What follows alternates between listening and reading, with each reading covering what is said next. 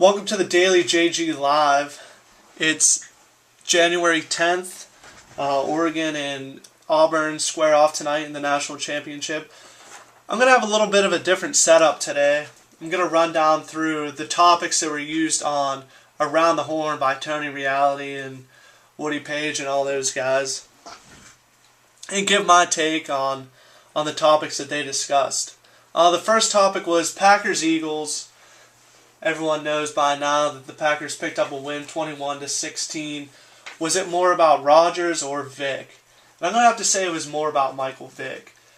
You know, to be honest, coming into this game, everyone really knew Rodgers was going to put up his numbers. You know, I picked Green Bay to win this game, so his 180 yards, 3 touchdowns, no picks, no surprise to me. So I'm going to have to go with Vic. I think it was more about Vic, you know. This is a player that people thought could win the MVP. They were discussing him and Brady all season long.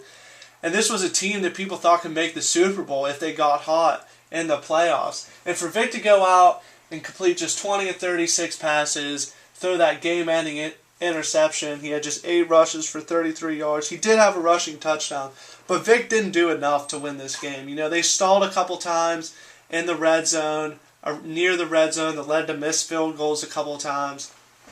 And on that last drive, Vic really, if he would have kept throwing the ball on the underneath routes, I think Philadelphia wins the game. Instead, he makes a mistake, forces a deep pass to Riley Cooper, and it gets intercepted. Eagles lose the game. So I think it was more about Vic, you know, making some shaky decisions, making some mistakes down the stretch.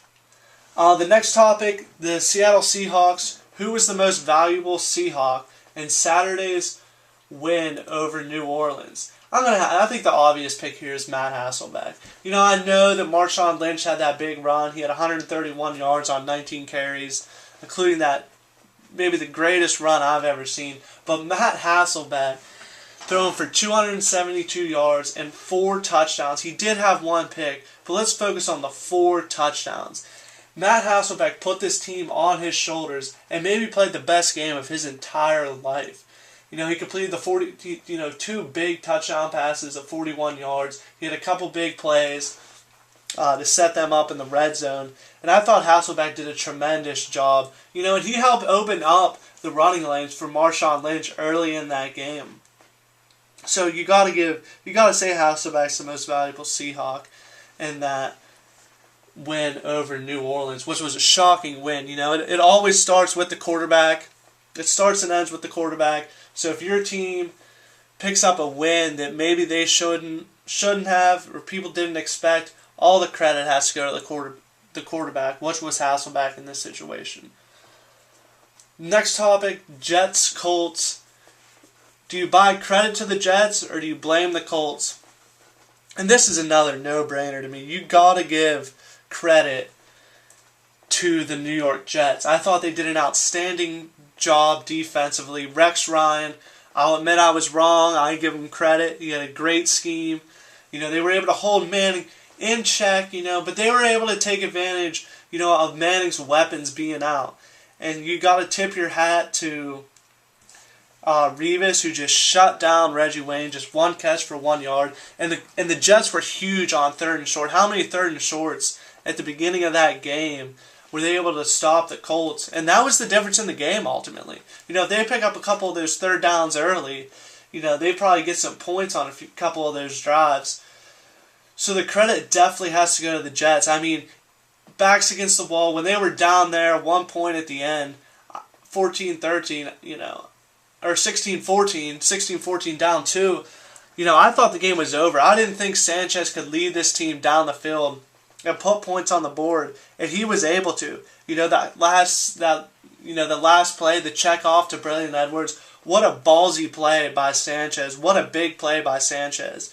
And the return by Cromartie that started the big drive. You know, so I think all the credit has to go to the Jets in this one. Oregon-Auburn tonight, square off for the national title. How will this game be won? Looking at it, I'm not even going to pretend and say anything like, it's going to be won on the defensive side. It's going to be won by who forces turnovers. It's going to be won by who can score more points. This is going to be one of those fast break football type games where there's just going to be points and points and points. So I think it's really going to come down to what offense is able to score more times. And I know that sounds so obvious. Well, yeah, duh. It's going to come down to what team can score more points. But I don't see too many punts in this game either way. I don't see too many turnovers. I think it's going to be whatever offense can score more consistently, and I think it's going to be Auburn. I think the SEC is really going to show through. Cam Newton has been tough. The only thing that scares me about Auburn not winning this football game is if they dig themselves in a hole early, which they have done this year. Oregon's a team where if they spot them, 14, 20, 21 points, they're going to get blown out of the water. But I think Auburn, behind Cam Newton, are going to be able to do enough. They're bigger, they're stronger, they're just as fast as Oregon. So I think this game is going to be won whatever offense, can consistently put the ball in the end zone. And I think ultimately it will be the Auburn Tigers.